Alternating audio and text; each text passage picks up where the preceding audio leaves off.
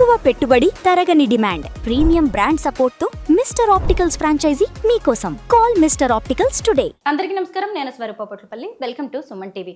హైదరాబాద్ లో నగ్నంగా అర్ధరాత్రి చెరువులో దూకి ఆత్మహత్య చేసుకున్న software engineer Tejaswi case mystery కొనసాగుతూనే ఉంది. ప్రస్తుతం నాతో పాటు ఉన్నారు సైకాలజిస్ట్ ప్రతిమ గారు. వారితో మాట్లాడదాం. తేజస్వి కేసు గురించి కొత్త విషయాలు తెలుసుకుందాం. నమస్తే ప్రతిమ గారు. నమస్తే. తేజస్వి కేసు అసలు ఎంత మిస్టరీయో మీరు కూడా చూస్తూ ఉన్నారు కదా. అర్ధరాత్రి ఒక అమ్మాయి బట్టలు లేకుండా బయటికి రావడం, గుడికి వెళ్ళడం, ఒక విగ్రహాన్ని పట్టుకుని చెరువులోకి దూకడం, అంతా కూడా అసలు ఎక్కడ ఊహించింది, ఎవరికి తెలియనట్టుగానే కనిపిస్తుంది. ఇదంతా చూసినప్పుడు మీ అభిప్రాయం ఏంటి? మీకు ఏమనిపించింది? ఇప్పుడు హఠాత్తుగా ఒక సైకలాజికల్ డిజార్డర్ని అభిప్రాయం కింద చెప్పడానికి చాలా కష్టం కదా. బికాజ్ ఒక సైకలాజికల్ ఇవాల్యుయేషన్ జరగాలంటే ఒక మనిషిని చాలా పరిశీలిస్తాం. వాళ్ళ బ్యాక్ ఎండ్ తెలుసుకుంటాం, వాళ్ళది ఏం ప్రజెంట్లీ వాళ్ళు ఉన్న సిచ్యువేషన్ని చూస్తాం. అసలు ఏం జరిగి అలాంటి ఏమంటారు అఘాయిత్యానికి తను పాల్గొందో లేదో తెలియదు. సిచ్యువేషన్ ఎలా ఉంటుందో తెలియదు. ఎలాంటి స్ట్రెస్, ఎలాంటి ప్రెషర్, ఎలాంటి సైకలాజికల్ డిజార్డర్ ఉండి అంత పెద్ద స్టెప్ తీసుకుందో మనకి తెలియదు. సో ఇలాంటిదన్నీ మనం ముందు పెట్టందే ఈ సిచ్యువేషన్ని తను ఇలా తీసుకుంది అంటే ఒక అభిప్రాయాన్ని తెలపడం అనేది ఇప్పుడు చాలా కష్టం. బికాజ్ అదంతా జరిగిపోయింది. ఒకవేళ తను ముందే ఏదన్నా అంటే హింట్ ఇచ్చున్నా, తన చుట్టుపక్కల ఉన్న వాళ్ళు ఎవరన్నా అబ్జర్వ్ చేసున్నా, తను ఇలాంటి సిచ్యువేషన్ ఎదుర్కొంది అన్న తను ఆఫీస్ పనిచేసే ఉంటుంది కదా. అమ్మాయి బ్యాక్ ఎండ్ ఏంటో తెలీదు. కాకపోతే తను ఎవరైనా చెప్పున్నా తన సిచ్యువేషన్స్, తన మెంటల్ స్టేటస్, ఫలానా వ్యక్తికి ఈ ప్రాబ్లం ఉండింది అని చెప్పొచ్చు. ఇప్పుడు సడన్గా అలా తీసుకుంది, అంత పెద్ద స్టెప్ తీసుకుంది, పైగా నగ్నంగా పరిగెత్తింది అని అంటే నార్మల్ వాళ్ళు సూసైడ్ చేసుకునే వాళ్ళు నార్మల్గా మీకు తెలిసిందే హ్యాంగ్ చేసుకుంటారు, లేకపోతే అదర్ రిసోర్సెస్ చూసుకుంటానని. తినదేంటి కంప్లీట్గా బట్టలు లేకుండా పరిగెత్తించడం అని అంటే అది సైకాటిక్ డిజార్డర్ అని అంటాను, అది మెంటల్ స్టేట్ సరిగ్గా లేకుండా ఉండడం అన్నాను, హాలుసినేషన్లో ఉందా. హాలుసినేషన్ అంటే తను ఏం ఊహించుకుని ఎవరన్నా కనిపిస్తున్నారో, ఏదైనా వినిపిస్తుందో, లేకపోతే నన్ను ఇలా పరిగెత్తమన్నారో అన్నది హాలుసినేషన్స్ అనంటే అది బేసికల్గా ఒక స్కిజోఫ్రేనియా అనే డిసీజ్ ఉంటుంది. స్కిజోఫ్రేనియాలో జనరలీ మనుషులు వాళ్ళలాగా బిహేవ్ చెయ్యరు, ఇంకో పర్సన్ లాగా బిహేవ్ చేస్తూ ఉంటారు. సో అలాంటి సిచ్యువేషన్లో వాళ్ళు ఎవరినో ఊహించుకొని ఎవరో ఏదో చెప్తున్నారని ఆ ఇన్స్ట్రక్షన్ని ఫాలో అవుతూ తను చేసే ఇది ఉండొచ్చు. సో అలాంటి సిచ్యువేషన్లో తను అలా స్కిజోఫ్రేనియా లాంటిది ఏదైనా డిజార్డర్ ఉన్నప్పుడు సో మేబీ అది తనకి ప్రేరేపించుంటుంది. వాళ్ళ ఇంటి బ్యాక్గ్రౌండ్ ఎలాంటిదో కూడా తెలియదు, వాళ్ళ అమ్మ నాన్న ఎలాంటి పరిస్థితిని తన్ని కల్పించారో తెలియదు, తన్ని సరిగ్గా చిన్నప్పటి నుంచి డయాగ్నోస్ చేశారా అన్నది కూడా తెలియదు. సో బ్యాక్ ఎండ్ ఏదన్నా ఈ ఇంటి వాతావరణం అన్నది సరిగ్గా ఇవ్వలేకపోతే తన్ని కరెక్ట్గా ఇప్పుడు డిప్రెషన్ ఉండనివ్వండి, అతిగా ఉన్నప్పుడు, క్రానిక్ అయినప్పుడు ఏదైనా కండిషన్ పసిగట్టడం అనేది చాలా కష్టం.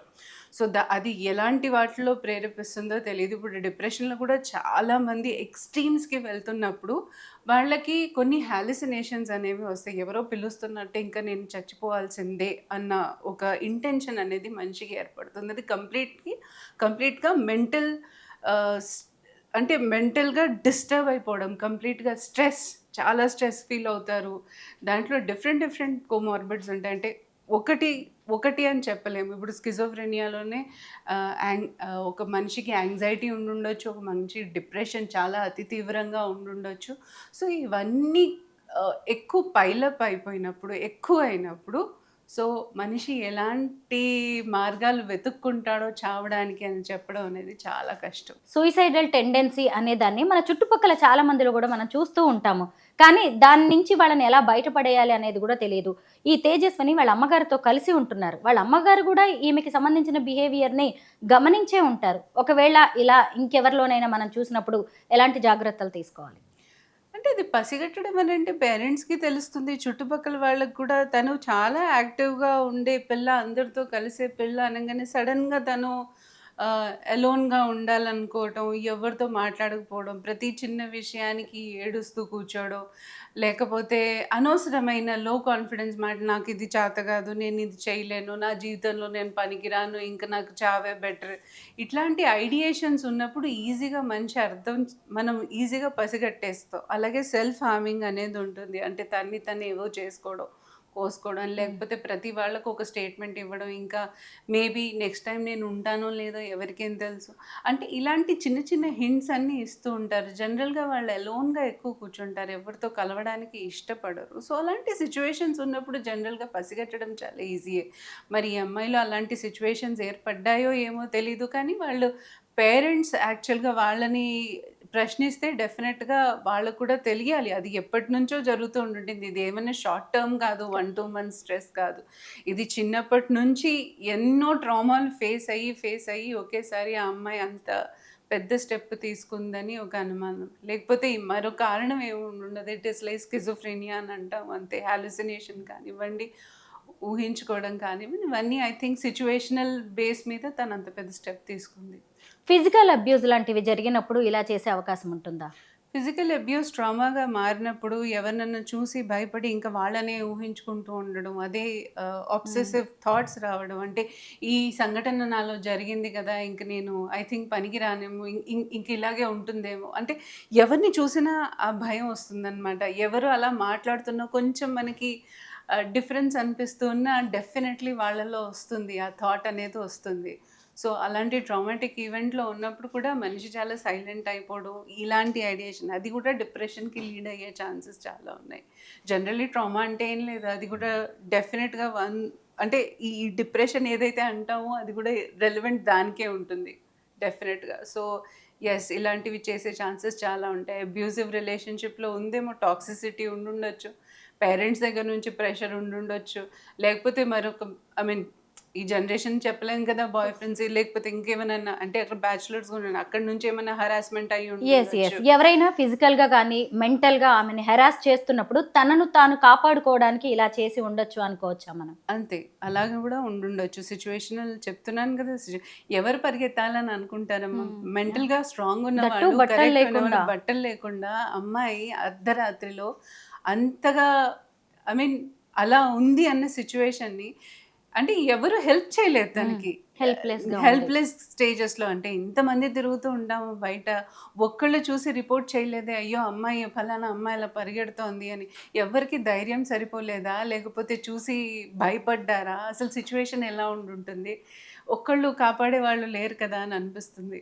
అంటే ఈ సమాజంలో చూడండి, ఆడపిల్లలు అలా వెళ్తే అర్ధరాత్రి వేళ మీకు తెలుసు ఎలా ఉంటుందో సిచ్యువేషన్ అనేసి. మామూలుగా బయటికి వెళ్తున్నామంటేనే సేఫ్టీ లేని మనుషులకి అలా పరిగెడుతోంది అన్నప్పుడు ఎంతమంది తన్ని కాపాడడానికి రావాలి? మన సమాజం మీదే సిగ్గుపడాలి నేను అంటాను. ఇలాంటివన్నీ చర్చ చేసే ముందు ఫస్ట్ ఆఫ్ ఆల్ ఏం జరిగిందో, ఎవరు కాపాడొచ్చు, ఎవరు కాపాడలేరో, ఆ అమ్మాయిని అసలు చూసి ఎవరైనా రిపోర్ట్ చేశారు అన్నది ఎవడు అడగట్లా. ఆ అమ్మాయి ఇలా వచ్చేసి పరిగెత్తింది, ఫస్ట్ ఫ్లోర్ వాళ్ళ పరిగెత్తింది, డోర్ కూడా పరిగెత్తిందంటే కొట్టిందంట ఆమె. ఎవరు హెల్ప్ చేయడానికి లేదు. అందరు దొంగలు అనుకొని భయపడ్డారు. కనీసం కన్ఫర్మేషన్ అడిగారా ఎవరు ఏంటి అనేసి? ప్రతాళ్ళ తలుపులు మూసేశారు కదా. మరి ఇక్కడ ఈ ఆడదానికి అసలు ఐ థింక్ ఆ సేఫ్టీ ఏది? నేను అంటాను అది. ఐ మీన్ చుట్టుపక్కల చాలా మంది చూసుంటారు. అర్ధరాత్రి కూడా అంత పడుకొని ఇచ్చేసే వాళ్ళు ఎవరు లేరు. ఎవరో ఒకరు బయట తిరుగుతారు కదా. మరి చూసినప్పుడు ఎందుకు కంప్లైంట్ చేయలేదు? ఎందుకు తన్ని కాపాడడానికి ప్రయత్నించలేదు ఎవరు? ఆ క్వశ్చన్ కూడా మనం అడగొచ్చు కదా మరి. నిజమే. తేజస్వి ప్రాణాలు పోయిన తర్వాత ఇప్పుడు మనమందరం ఇది మాట్లాడుకుంటున్నాం కానీ డిస్కషన్ టాపిక్. మీకు రివ్యూస్ వస్తాయి. వాళ్ళకి జనాలకి మనం ఏమిస్తున్నాము అన్నది తెలియదు కదా. అసలు ఆ అమ్మాయి ఎలాంటి ట్రామాలో ఉందని ఎవరు అర్థం చేసుకోవట్లేదు. తన సిచ్యువేషన్స్ ఏంటో తెలియదు. ఇంట్లో వాతావరణం బట్టి తను అంత పెద్ద స్టెప్ తీసుకుంది. కానీ అది ఒక అంటే మనం వినడానికి కూడా అలా ఎందుకు చేసింది అన్నట్టు ఆశ్చర్యంగా ఉంటుంది. కానీ మానసికంగా తను ఎంత ఇబ్బంది పడి ఉంటుందో తెలియదు ఎవరికీను. చాలామందిలో ఈవెన్ చిన్నపిల్లల్లో కూడా మెంటల్ కండిషన్ బాగాలేని వాళ్ళు, లేకపోతే మెంటలీ రిటైర్డ్ ఉన్నవాళ్ళు, వాళ్ళకి సెల్ఫ్ కాన్షియస్ అనేది ఉండదు. నేను ఇటీవల పనిచేసిన చోట కూడా ఒకసారి చిన్నపిల్ల 10th గ్రేడ్ అమ్మాయి, తనకి తెలియకుండానే అలా వచ్చేసిందనమాట బయటికి. సో అందరూ ప్రొటెక్టివ్గా ఉన్నాం కాబట్టి తను అలా రాకుండా మళ్ళీ తన్ని కాపాడగలిగాము. అదే చెప్పండి అమ్మాయి అంటే అలాంటి సిచ్యువేషన్ మనం చూడలేము. మనం వాళ్ళని ఆ పరిస్థితిలో చూడలేం. కాబట్టి వాళ్ళ మెంటల్ స్టేటస్ అనేది కరెక్ట్ లేకపోతే నేనంటాను ముందటి నుంచే గమనించుకొని తనని ప్రొటెక్టివ్‌గా ఉంచుకొని ఒక మంచి వాతావరణాన్ని ఇచ్చి కంపల్సరీగా ఒకళ్ళ దగ్గర వెళ్ళి స్పెషలిస్ట్ దగ్గర కానీ సంప్రదించడం అనేది చాలా ఇంపార్టెంట్. కానీ అంటే మన ఈ దేశంలో ఈ మెంటల్ హెల్త్‌కి అస్సలు విలువ అనేది లేదు. అసలు తెలుసుకోవడానికి కూడా జనాలు ప్రయత్నించట్లేదు అనంట. ప్రతోళ్ళలో బాధలుంటాయి. ఈవెన్ పేరెంట్స్ కూడా మా పిల్లల మెంటల్ కండిషన్ బాలేదని చెప్పడానికి కూడా ఇష్టపడరు. దాన్ని కూడా ఒక షేమ్‌గా ఫీల్ అవుతూ ఉంటారు చాలా వాళ్ళ మంది. కండిషన్‌లే సరిగ్గా లేనప్పుడు వీళ్ళని ఏం చూస్తారు వాళ్ళు. కరెక్టే. ఆల్రెడీ వాళ్ళు అదే గోయింగ్ త్రూలో ఉన్నారు. బట్ స్టిల్ అంటే ఎవళ్ళ కాళ్ళు గలుగుతున్నాము అన్న ఒక స్ట్రాంగ్ ఫీలింగ్‌తో ఉంటారు. కానీ ఎవ్వరు ఎవరిని సమర్థించుకోలేరు అన్నది కూడా తెలియట్లేదు వాళ్ళకి. సో, ఇట్లాంటిది పసిగట్టాల్సిన అవసరము ఉంది. పాపం ఇలాంటి అమాయకుల్ని ఐ మీన్ ఏమై ఉంటుందో తెలీదు ఆ సిట్యుయేషన్. కానీ ఇలాంటి జరిగినప్పుడు కాపాడే వ్యక్తులు లేరు కదా అని అనిపిస్తుంది. అయితే you should be very protective to them. Tejaswini లాంటి వాళ్ళు మన చుట్టుపక్కల చాలా మంది ఉన్నారు. అలాంటి వాళ్ళని కాపాడుకోవాల్సిన బాధ్యత అటు పేరెంట్స్ మీద, ఇటు సమాజం మీద, మనందరి మీద ఉంది. థాంక్ యూ ప్రతిమ గారు. Thank you.